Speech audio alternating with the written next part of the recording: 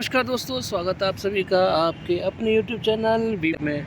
दोस्तों, Saturday Sunday 2 दिन की छुट्टी रहती है। मार्केट शेयर मार्केट बंद रहता है और इस दौरान न्यूज़ आती हैं और वो मार्केट को इफ़ेक्ट करती हैं। अगले हफ्ते उस मार्केट में उतार चढ़ाव आता है उन न्यूज़ की वजह से।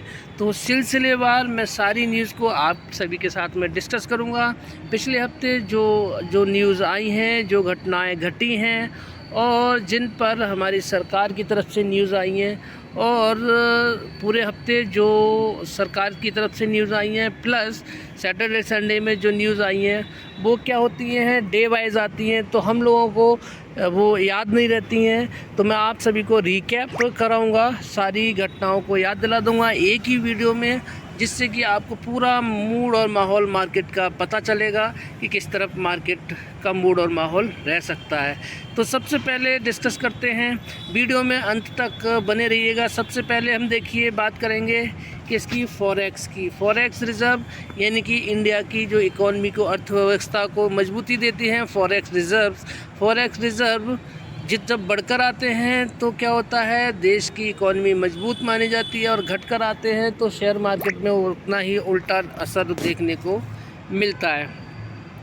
तो इस हफ्ते के जो हमारे पास फॉरेक्स रिज़र्व के डेटा निकल के आया था, $4.8 बिलियन का ड्रॉप आया था, और हम $675 बिलियन से घटकर हम कहाँ पहुँच गए, $670 बिलियन पे पहुँच गए।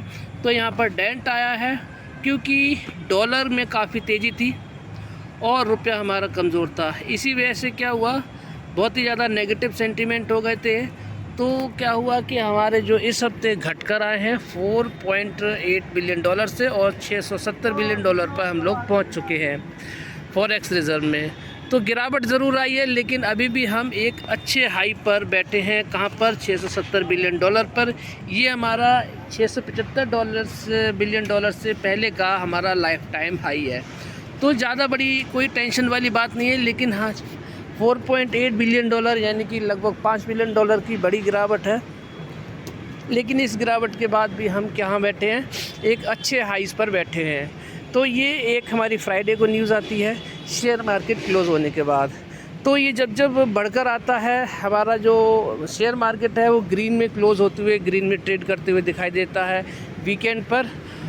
और वही इस बार देखने को मिला हमें। पिछले हफ्ते हमारे बढ़कर आए थे, हमने हाई लगाया था, और तो हमारा मार्केट कहाँ क्लोज़ हुआ, 300 पॉइंट की रैली के साथ में बंद हुआ।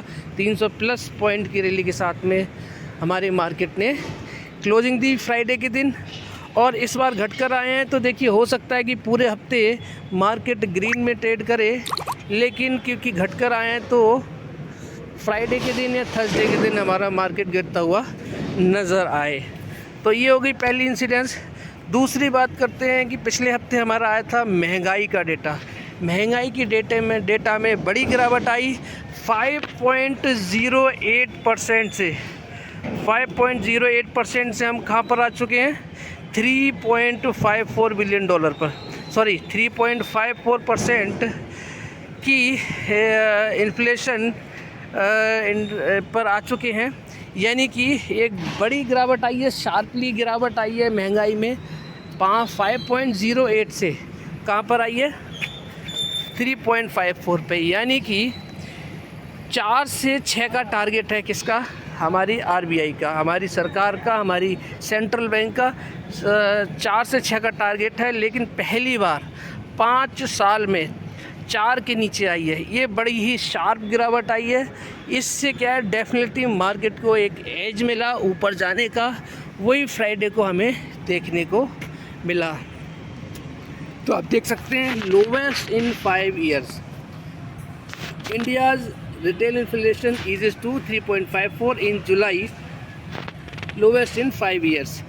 लेकिन इसी के साथ साथ में इसके उलट एक डेटा निकल के आया, with factory output falling to a 6-month low in June, policy maker looking to boost manufacturing and economic growth received mix news. यानी कि एक तरफ तो हमारे लिए पॉजिटिव न्यूज़ आई और एक तरफ हमारे लिए नेगेटिव न्यूज़ देखने को मिली। यानी कि महंगाई तो हमारी घटकर आई, लेकिन हमारी जो जो इकॉनमी में तेज़ी थी उस पर हल्का सा क्या हुआ, गिरावट देखने को मिली।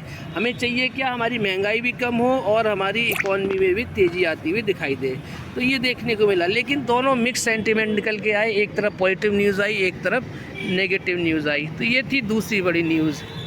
दूसरा आप देख सकते हैं कि food prices eases to bring down retail inflation sharply in जुलाई।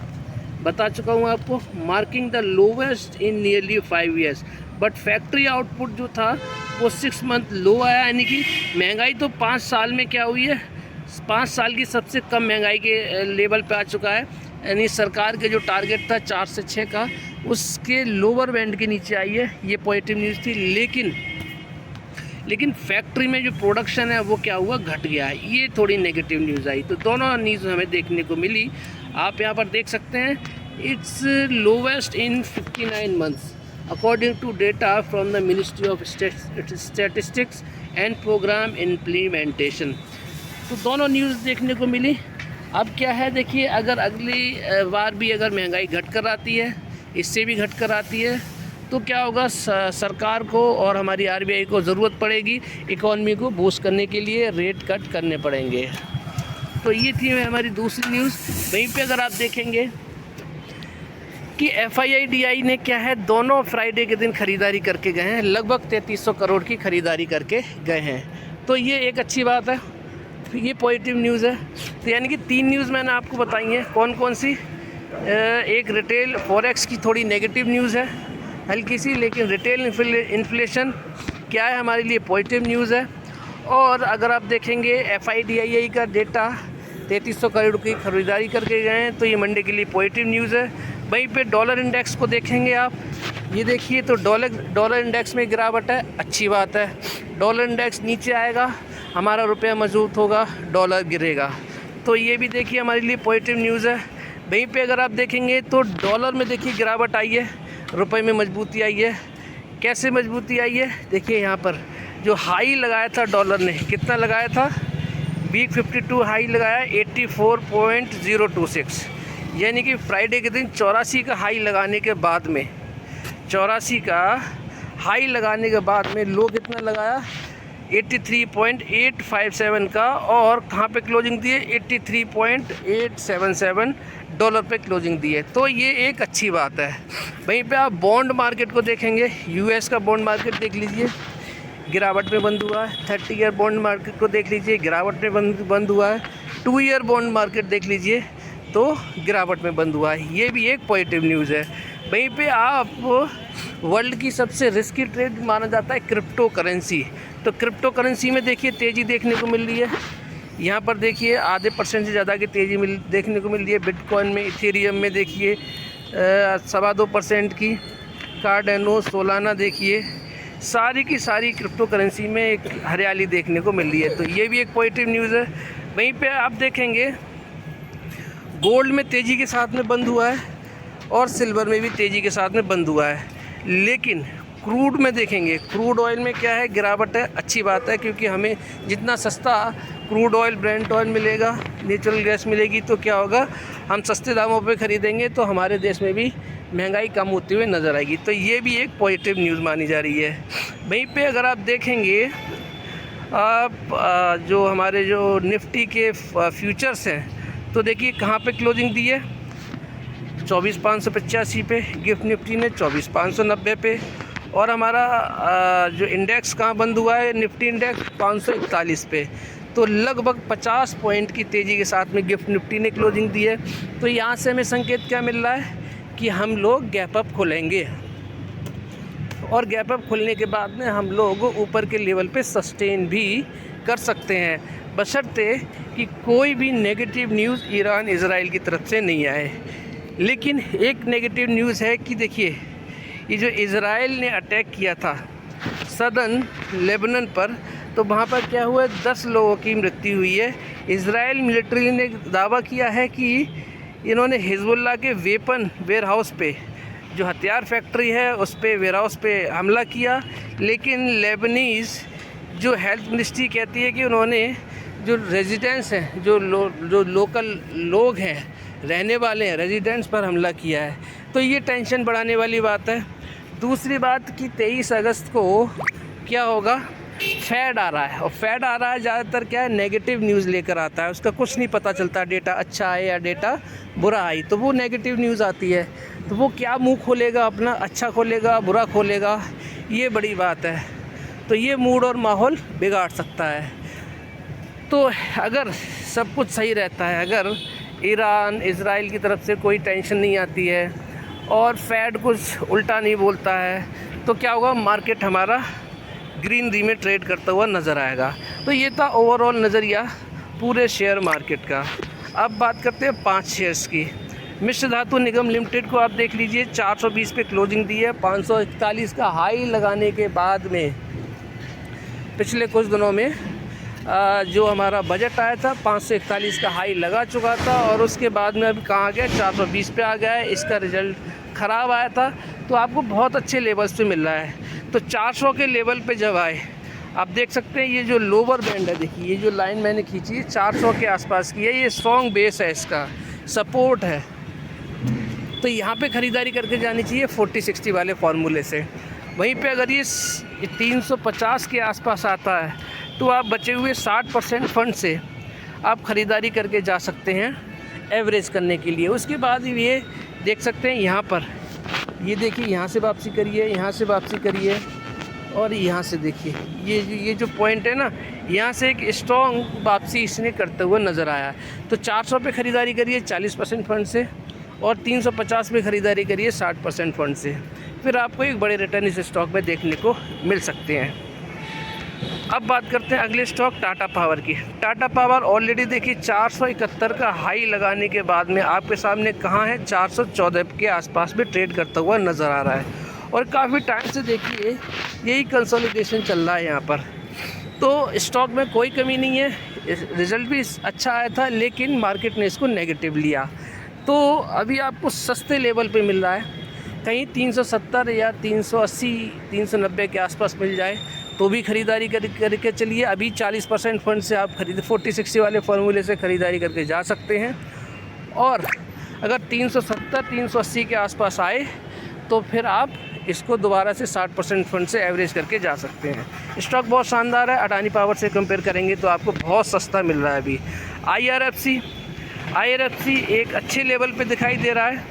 देखिए 170 से लेके, ये वाली जो रेंज है 170 से लेके 180 के बीच में काफ़ी टाइम तक इसने सस्टेन किया था, और उसके बाद में 229 तक गया था।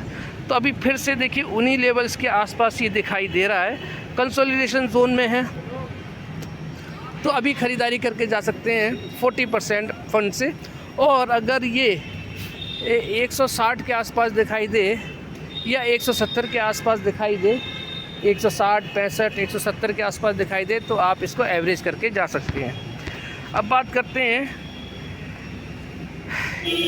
चौथे पावर के स्टॉक से PIGL। 55 रुपये के लेवल पे जब आया था मैंने इसको ख़रीदारी करने के लिए बोला था, लेकिन तब से लेके अब तक 70 रुपये पे जब ही गया था, 70 रुपये के बाद में इसने मुड़ के नहीं देखा, और तब से लेके अब तक आप देखिए सारे अपर सर्किट लगे हुए हैं। कहाँ पर पहुँच गया है, देखिए ये पहुंच गया है दोस्तों, कहाँ पर 70 रुपये से लेके कहाँ पर आ चुका है, 140 पे आ चुका है, 2 गुना हो चुका है दोस्तों ये। लेकिन अभी ख़रीदारी का सही समय नहीं है इसमें। 150 का मैंने इसमें टारगेट दिया था, अभी कहाँ आ चुका है 140 पर, मात्र 10 रुपये दूर है मेरे टारगेट से। तो अगर ये 80 85 90 के आसपास कभी भी दिखाई दे, आंख बंद करके ख़रीदारी करके जा सकते हैं इस स्टॉक में। स्टॉक बहुत शानदार है। RBL बैंक की बात कर लेते हैं। RBL बैंक बहुत ही शानदार लेवल पे आ चुका है, लेकिन ख़रीदारी का सही समय अभी भी इसमें नहीं है। अगर ये 190 के आसपास कहीं पे भी दिखाई दे, 180 190 के आसपास दिखाई दे तो ख़रीदारी करके जा सकते हैं। वहीं पे अगर 231 के ऊपर सस्टेन करे, वीकली क्लोजिंग दे, तो आप ख़रीदारी करके जा सकते हैं। लेकिन इस लेवल पे भी ख़रीदारी का सही समय नहीं है। इन दोनों लेवल पे 190 या 180 पर, या फिर 231 पे कहीं पे भी मिले, आप ख़रीदारी करके जाइए, हमेशा प्रॉफिट में आप नज़र आएंगे। तो ये थे 5 शेयर का एनालिसिस, और पूरे हफ्ते जो मार्केट में न्यूज़ बनी रही उनका एक रिकैप मैंने आपके सामने रखा है। आपको उम्मीद करता हूँ कि आपको चीज़ें समझ में आ गई होंगी, सारी इंसिडेंसेस भी याद आ गई होंगी, उसी के हिसाब से अपनी मार्केट में पोजीशन बनाइएगा। ये था मेरा आज का एनालिसिस। वीडियो अच्छी लगी है तो लाइक से सब्सक्राइब करना मत भूलिएगा। आप सभी का दिन शुभ रहे। राधे राधे, जय श्री राम, जय